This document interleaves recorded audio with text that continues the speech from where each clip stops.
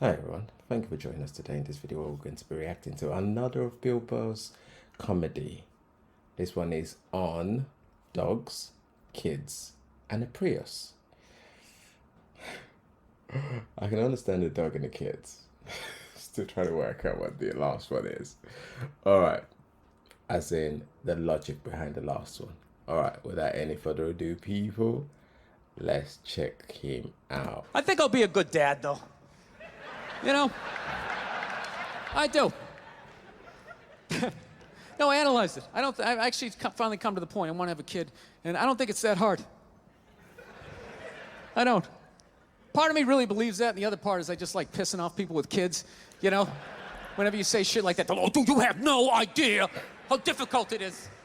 This is a great one to say. Well, I mean, I got a dog. I mean, you know, how much dude, you can't even fucking compare it to a dog. Yeah, I can. I just did, and I'll do it again. Mine's got 4 legs. Yours only has 2. Go ahead. Yours bites someone and gets a timeout. Mine gets put down. Stakes are raised.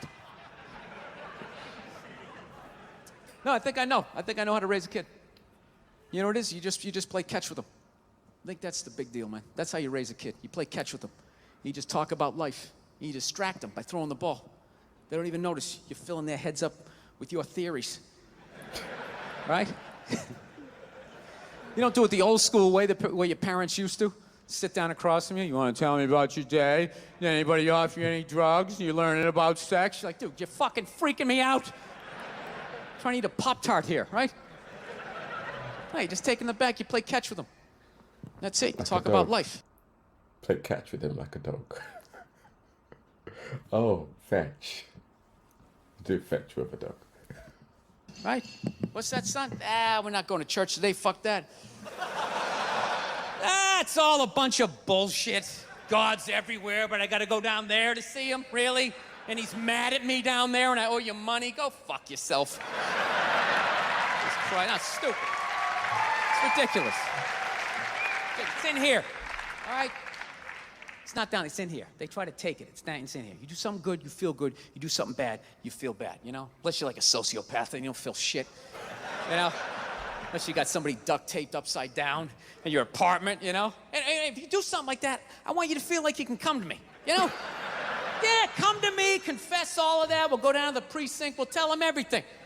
Yeah, I'm gonna turn you in. This isn't fucking Dexter. What are you, out of your mind? There's some feel-good serial killer walking around. He only kills the bad Oh, it's kind of good. people.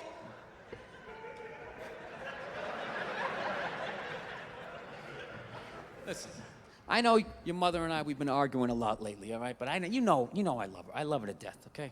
It's weird. I love her to death, but when I watch her eat toast, I just want to choke her. I don't know what it is. It's the routine, right? Left, then the middle. Just why don't you just fold it in half and fucking eat it? You know what I mean? It's unreal. You know? That's when you know you met the right one. When you want to slap the shit out of him, but you don't. You know? You want to leave, but you don't. There's something about him you just can't fucking leave, right? So don't settle down till you meet one like that. That's when you know. Till then, you know, put a condom on, you know, just bang as many as you can. Whoa. So you don't have That's some proper life advice going in there, isn't it? Oh my days, a Bill. midlife crisis. That's what you do. Don't tell your mother I'm telling you any of this shit either.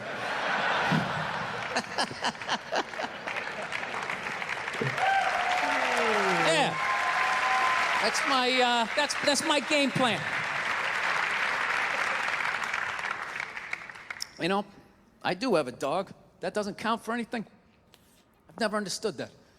You know, I love my dog, but I've learned a lot off being a dog owner, man. You know, any dog's a good dog unless you're a psycho. You know, I got a pit bull. It's still a great dog unless you're a fucking psycho. And evidently, I'm a psycho because my dog has just been a complete maniac over the last like 6 months, you know? I didn't realize that dogs feed off your vibes, you know? Like if you're chilling, they're chilling. You know, if you're sleeping, they're sleeping. But if you're a psycho like me and you're screaming at the ref on TV being like, dude, you gotta be fucking kidding me! I didn't realize the dog was over in the corner being like, yeah, you gotta be fucking kidding me. This is bullshit. I don't know what this guy's mad at, but I love this guy. This guy feeds me. Is it the door? Are you mad at the door? Yeah, I had no idea I was amping this dog up. I was so selfishly in my own world. I'd be like on the computer and would crash and be like, oh, really? Really? Dog's over in the corner with like a chew toy. I never noticed like that Game 7 look she was getting on her face.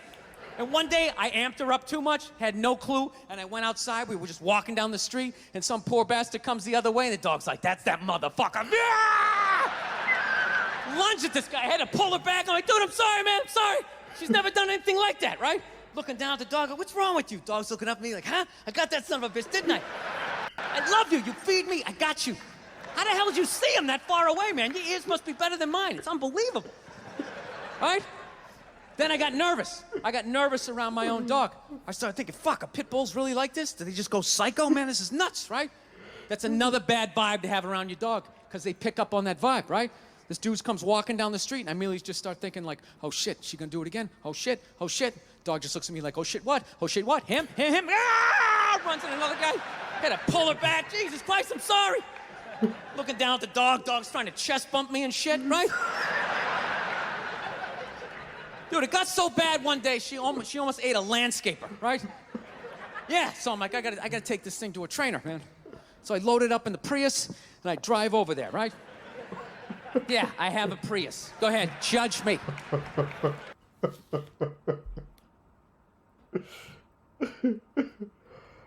You know what I'm liking? I'm liking the segue, as in how he starts with the kids, and then nicely segues into the dog, and you could already see the Prius kind of like coming in there, but it kind of gives you that little intro in there, isn't it? The thing about Bill's comedy, I've reacted to quite a few of it now, is the way he unpacks those difficult topics. For example, there's always been that competition, isn't it? I would say. So for some people it isn't, but for others, where people have kids and other people are unable to have kids, so they have pets, and one party tries to devalue the other party's family member, because one's a pet and the other one's human, and for some reason the value is worthless and stuff like that. It's not. People need to recognize that.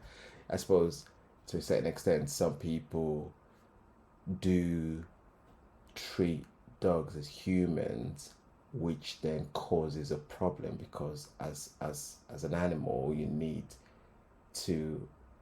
they need certain routines, certain structure, certain expectations, and if those are not met, then you have behaviors. Those behaviors are as a result of not recognizing the role that you play in your animal's life. Yes, people, they are considered as family members, but it's important that you don't humanize your dog, because then that's to a certain extent abuse in its own. But Bill, it never ceases to amaze you, does it? I love that shit. If you have a Prius, people, you can't win. You got a truck with a big lift kit, people, oh, it's fine because he has a little dick. Right? How come it's not because he has a dick down to the floor? Maybe that's why he needs all that clearance, right?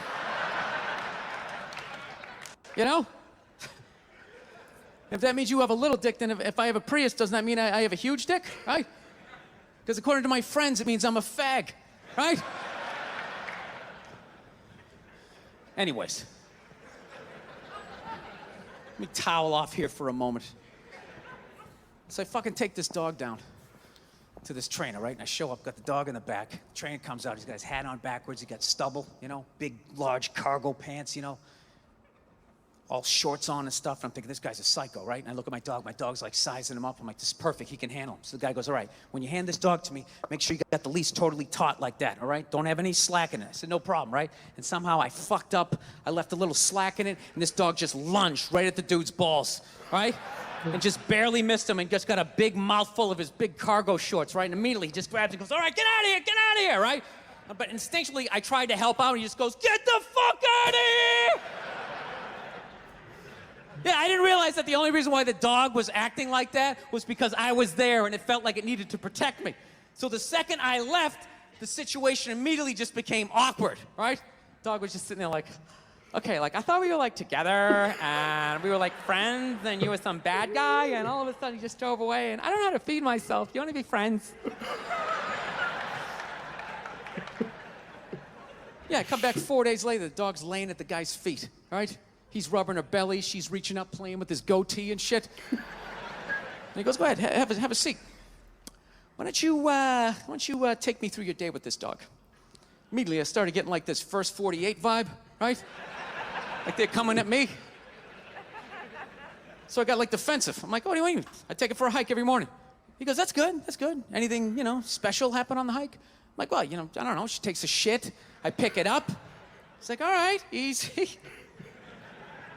You play any games with her? I go, yeah, at the end of the hike. I let her, for reward for going on the hike, I let her run up the stairs by herself. I go, go on, Cleo. I let her run up the stairs, and I count 5 1,000, and then I run up there, and then we start wrestling. Put her in a headlock, sweep her front legs, right? But her tail's wagging, She's not growling. I go, that's a good thing, right? He's like, no, it's fucking horrible. I'm like, why? He goes, you just taught your dog to claim the house and then fight for it every fucking day after the hike. No wonder this thing's trying to attack the mailman, So then I got upset. I'm like, wait a minute, dude, you're telling me, like, I can't even play with my dog? He's like, no, you can play with it, but you got to bring that energy back down. The problem is you keep amping this thing up, getting that Mike Singletary look on his face. Then by the time you walk out, doesn't matter if you're relaxed, mentally the dog is like walking through the tunnel at the Rose Bowl, like, this is what we play for! Somebody hit somebody!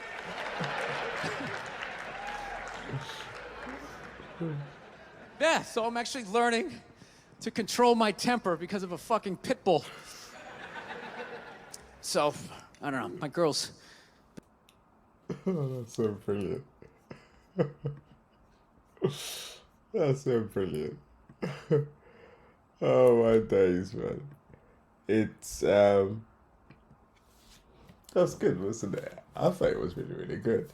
But then BBILL BURR never fails, to be fair, from what I've seen so far. I don't know if there are any comedies that he's done that's not actually been on point. From the ones I've seen so far, they've been on point. And I recently heard that his idol was George Carlin, who my days, he's somebody described him as a philosopher, which I thought was an interesting description. But then when you think about how he spoke about time, the time then, and how a lot of the things are happening now, kind of makes sense. But no, seriously though, the idea of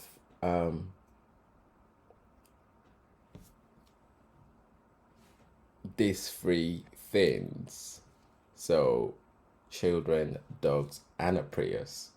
I don't know why Prius have got such a bad rep. I just don't know.